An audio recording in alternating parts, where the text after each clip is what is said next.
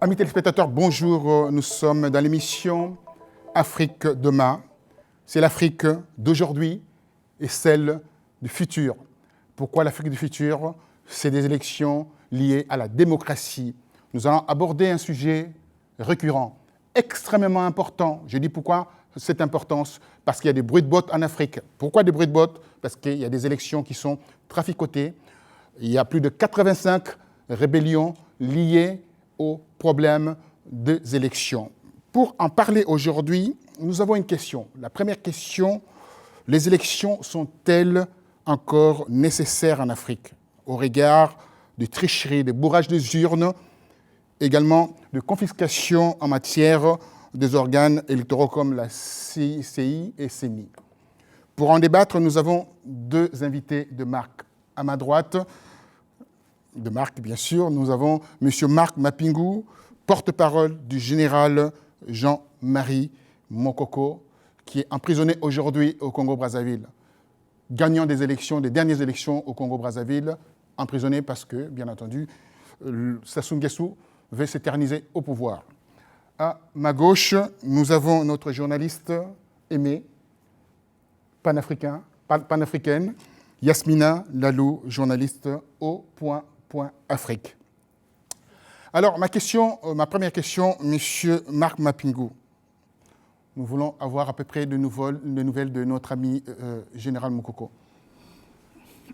Je vous remercie de prendre soin et surtout de prendre des nouvelles du général Mokoko, qui est un démocrate, et je suis très heureux de voir... Pour un général, c'est rare. Oui, c'est un républicain, c'est un démocrate, et je suis très heureux de voir des journalistes, toute la société des hommes civilisés l'encourager et le soutenir.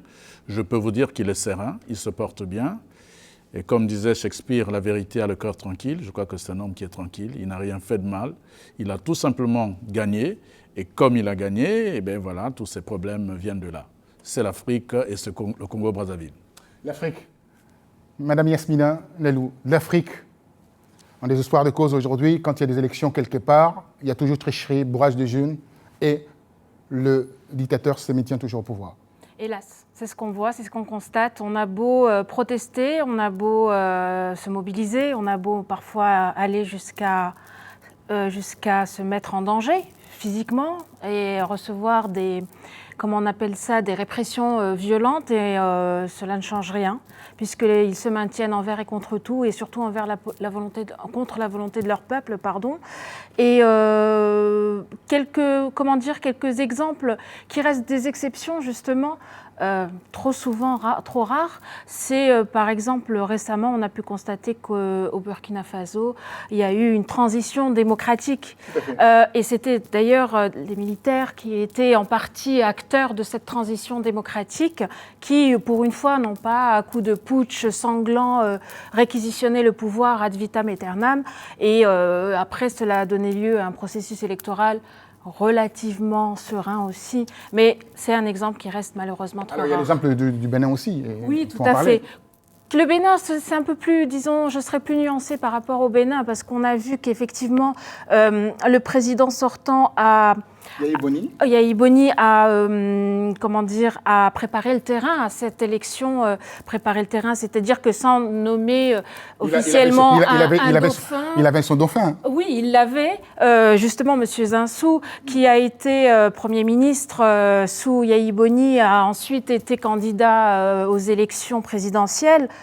Candidat malheureusement qui a été évincé par M. Talon. Patron d'un fonds d'investissement. Tout à fait, le financier d'un côté, le politique de l'autre, et c'est la finance qui l'a emporté. Je dirais que c'est la finance parce que, justement, c'est l'un des travers des élections en Afrique, c'est l'argent. L'argent. Par la France. Entre autres, mais Entre disons que pas seulement. Mais la France n'est pas... Soutenir le franc CFA ? Oui, oui, tout à fait. Mais comment dire, la France n'est pas la seule partie prenante dans ce processus électoral. Effectivement, elle a une influence qui n'est pas négligeable.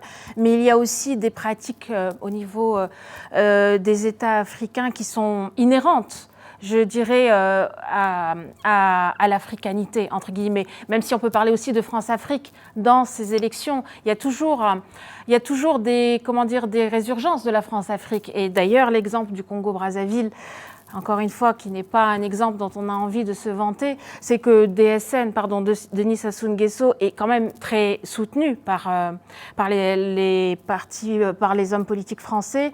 Le Midi national également ? Pardon ? Le Midi national également ? Oui, alors disons que le soutien n'est pas de manière très affirmée, mais il est là quand même. Il est bien actif, il est bien présent et l'influence est tout à fait indéniable. Alors, indéniable. Alors, on se trouve encore au Congo-Brazzaville. Sassou Nguesso, avec les soutiens de la France, s'éternise au pouvoir. Or, les États-Unis, les secrétariats États américains disent clairement que ces élections-là n'ont pas été organisées dans un climat d'apaisement et il y a eu trucage. Ce n'est pas crédible comme élection. Comment se fait-il qu'aujourd'hui, Sassou Nguesso est toujours là au pouvoir ? Écoutez, il faut dire les choses telles qu'elles sont. De mon point de vue, la France, depuis toujours, a eu, hélas, un discours très ambigu. N'ignorons pas que c'est quand même Mitterrand qui annonce les couleurs de la démocratisation en Afrique avec les conférences nationales, le discours de la Baule. Oui. N'oublions pas aussi que lorsque M. Sarkozy arrive aux affaires, au-delà du discours de Dakar qui était un mauvais discours, c'est quand même un monsieur qui parle de la rupture avec la France-Afrique. Il était le premier à avoir un peu ce type de discours. Et puis vers la fin, on a vu encore à Dakar Monsieur Hollande. Et pourtant, qu'elle a été emportée par rapport à cette histoire de France-Afrique quand même. Voilà, tout à fait. Donc, par l'époque de Sarkozy, donc c'était l'hypocrisie. On a vu même sous Sarkozy, le ministre de la coopération à l'époque, Bockel, payer un peu de cette forme d'affirmation du discours de la démocratie et du discours des droits des peuples et tout. Aussi. Voilà, tout à fait. Est-ce que le Congo-Brazzaville a participé à l'organisation de la COP21, financièrement ? Je n'ai pas d'éléments, mais tout reste à penser que ce qui s'est dit n'est pas faux. Ce qui s'est dit n'est pas faux parce que, vous savez, quand le président Hollande est passé aux affaires, il est allé à Kinshasa et il est allé à Dakar, on a vu l'attitude d'un homme qui venait un peu pour remettre en cause un certain nombre de pratiques. Alors, au moment où on a eu le référendum au Congo, on a vu ce même François Hollande... Par les discours de l'Élysée, pas soutenu par la France, le discours de l'Élysée. Voilà, le discours de l'Élysée a été un discours qui a surpris tout le monde. À la limite, M. Hollande n'a même pas eu l'amabilité, parce que lors de ce référendum, il y avait des morts à Pointe-Noire, des jeunes gens qui se battaient pour la liberté. Et c'est ce jour... aussi, hein. Oui, bien sûr. Et c'est ce jour que le président Hollande, à la limite, donne le feu vert à M. Sassou en disant écoutez, tant que vous pourrez apaiser, rassembler, enfin tout le tralala que nous connaissons, vous pouvez aller vers les élections. Bon, nous avons compris que nous étions lâchés. Nous étions lâchés, mais en même temps, nous ne désespérons pas parce que quand on voit la France profonde, on voit la France de Victor Hugo, la France de Voltaire, on n'est pas loin de la place Voltaire, on se dit quelque chose se passera forcément demain. Mais les hommes restent les hommes avec leurs appétits, leurs égoïsmes. Et les leaders aujourd'hui, je pense que la France n'a pas eu depuis un moment des grands leaders aussi capables de transcender des petits intérêts mesquins. Et Mokoko est en train, écoutez, moi j'étais au Parlement européen il n'y a pas longtemps et je disais aux députés qui étaient là-bas, je disais mais Mokoko, ou cette génération, c'est le meilleur interlocuteur, c'est un homme intègre qui connaît son pays, qui aime son pays et qui aurait pu rassembler tous les Congolais, aller vers des chemins fleuris de l'espérance. Malheureusement, aller à Yacta Est, comme disent les Latins, nous en sommes là. Alors, qu'est-ce qu'il faut faire? C'est là tout le problème. Mais effectivement, nous sommes très embêtés parce que cette France, qui se dit la France des libertés, la France des droits de l'homme, n'arrive pas à comprendre qu'un homme est en prison, embastillé, tout simplement parce qu'il a eu l'audace de défier un dictateur. Alors, un dictateur, je vous invite à suivre un élément concernant le massacre perpétré durant les élections au Congo-Brazzaville, surtout dans le pôle. Suivez avec moi.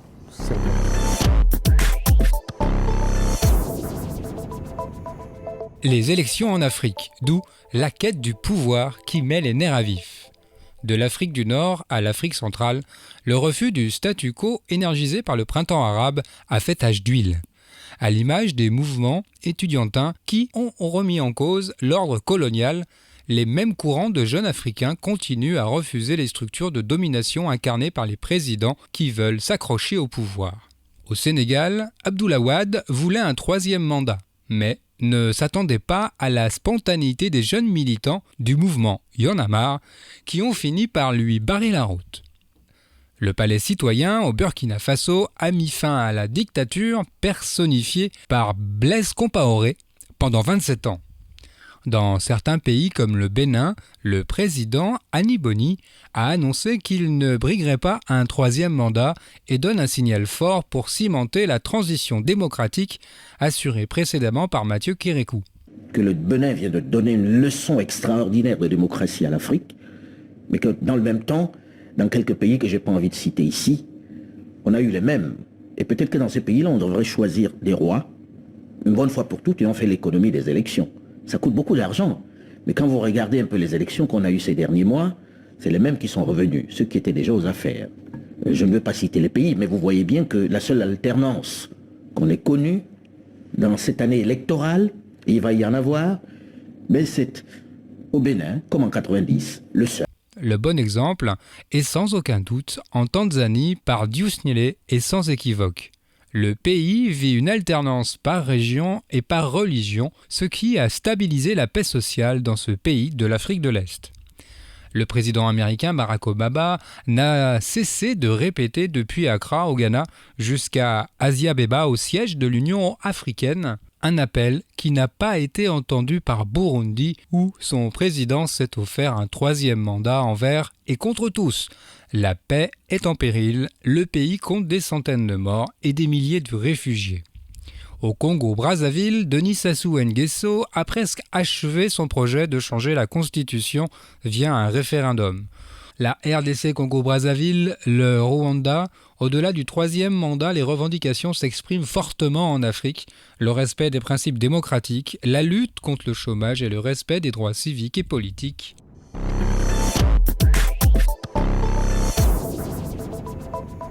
En suivant ces reportages, on se rend compte qu'on a du mal aujourd'hui à voir la vraie démocratie en Afrique avec des élections confisquées. Et comme je disais en liminaire de cette émission, des populations sont sacrifiées, massacrées. Comment on peut voir cela? Comment on peut faire pour arriver à avoir un consensus, quelque chose d'assez exceptionnel comme on voit ici en Europe? Ce n'est pas la panacée, bien entendu, mais ce qu'on voit ici.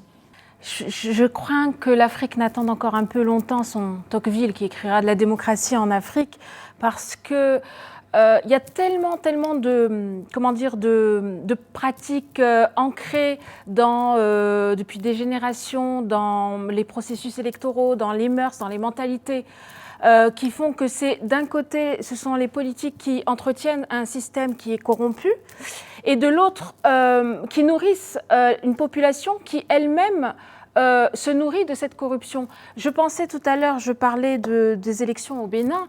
Moi, j'ai eu des échos de confrères journalistes béninois qui m'expliquaient que la pratique d'élection en élection, c'est toujours d'arroser le peuple à coups de francs CFA pour acheter les votes. Des t-shirts, de boissons, Oui, etc. oui, tout à fait. Pas seulement à coups de francs CFA, de casquettes, de t-shirts, de choses, tout ce qu'il y a de plus banal, basique et hélas trop,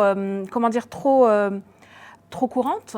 Et donc, à quoi mesure-t-on le succès lors d'une élection ? Pas forcément au programme, pas forcément à l'homme, simplement à celui qui donne le plus ou à celui qui a la meilleure image par rapport à ce qu'il pourrait donner ou ce qu'il a donné concrètement. Mais ce que je veux dire par là, c'est que l'Afrique, c'est aussi un travail d'éducation politique de la population, un travail d'éducation civique.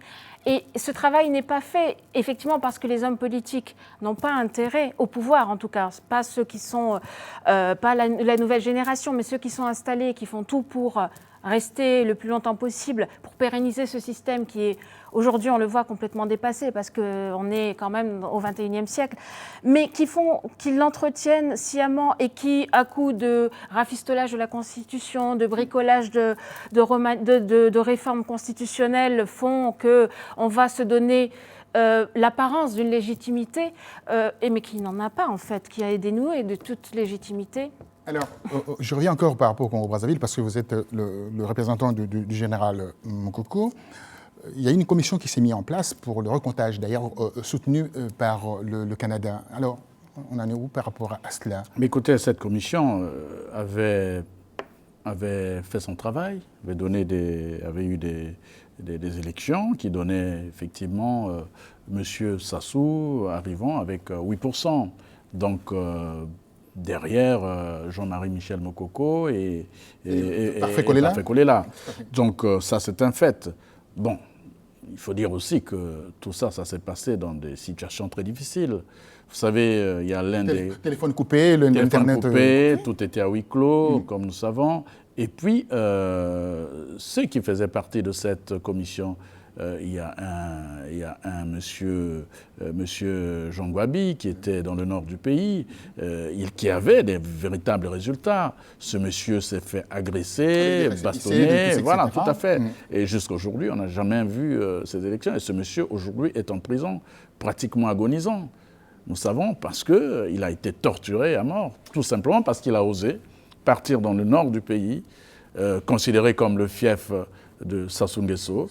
Et puis, bon, il a ramené des véritables résultats. Et en plein chemin, le retour à Brazzaville, ce monsieur a été arrêté, embastillé, et puis voilà. Bref, nous sommes dans une situation, et les images que vous montrez décrivent bien la situation du Congo, c'est-à-dire un pouvoir qui ne peut, comment dirais-je, exister que par la force. Or, aujourd'hui aussi, c'est vrai ce que dit Madame, mais il faut comprendre aussi que, Madame Yasmina, bien sûr, il faut comprendre aussi que, au-delà de l'argent, au-delà de la corruption, les peuples d'Afrique ont besoin de changement. Et nous l'avons ressenti à Brazzaville. Oui. Quand le général la diaspora aussi. La diaspora. La raison pour laquelle l'ambassade du Congo-Brazzaville a été incendiée. Écoutez, quand on arrive aux élections... Votre impression là-dessus, d'ailleurs? Écoutez, c'est une lutte politique. Je pense tout simplement que si on avait affaire à un pays démocratique, avec des hommes civilisés qui respectent les lois, il y a des choses qu'on aurait pu éviter. Alors si, vous savez, un peuple qui n'a plus de quoi manger, qui n'est pas écouté, un peuple qui est piétiné, qui est humilié, peut à un moment donné avoir d'autres leviers que les leviers de la démocratie. Et ça, je pense que sans faire l'apologie de la force, du désordre et du crime, je pense qu'on a beau être toutes les révolutions, on les a vues, se sont faites aussi de cette façon-là. Non, ce que je voulais vous faire comprendre, c'est qu'à un moment donné, lorsqu'un peuple est dans une espèce de désarroi, ce peuple-là peut accueillir vers lui tous ceux qui sont capables ou prêts à l'aider à se débarrasser d'une dictature et tout le reste.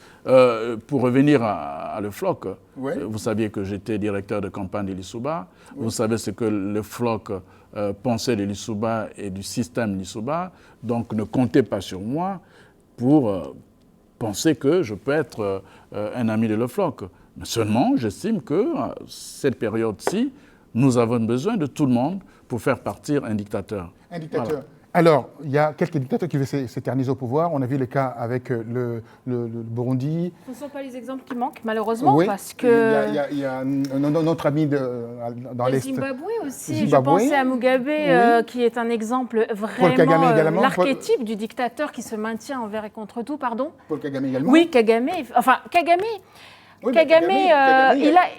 Le bilan rwandais est quand même positif et encensé par l'international, par l'opinion. Or, quand on écoute l'opposition rwandaise, c'est pas le même discours que nous avons aujourd'hui là. On veut embellir le Kigali avec ces taux de croissance. Économique, tout à fait, taux de croissance, bien au détriment de la population congolaise quand même. Il y a des massacres en RDC. Voilà, donc au Nord Kivu, c'est les Rwandais qui bénéficient de cela. Disons que... De faire un levier et donner un levier à leur économie. C'est un peu plus... Enfin, c'est une situation, c'est un exemple assez complexe, celui du Rwanda, parce qu'il y a plusieurs niveaux de lecture. C'est-à-dire que tous les dictateurs ne se ressemblent pas. Chacun a son histoire. Ça, c'est très bien dit, d'ailleurs. Non, c'est vrai. C'est très bien dit. Non, chacun a son histoire, chacun a son parcours. Et chacun aussi a son bilan. Mais l'étiquette de dictateur, ce n'est pas celle qu'on colle spontanément à Kagame. Et je ne dis pas que ce n'en est pas un, je ne dis pas non plus que c'en est un absolu, mais disons qu'il a des réflexes de dictateur d'un côté. C'était une prison à ciel ouvert, Kigali, le Rwanda. Oui, alors qui le dit? Est-ce que c'est l'international ou est-ce que c'est le peuple rwandais? C'est le peuple rwandais, l'opposition et également l'international aussi. D'accord. Je ne nie pas cet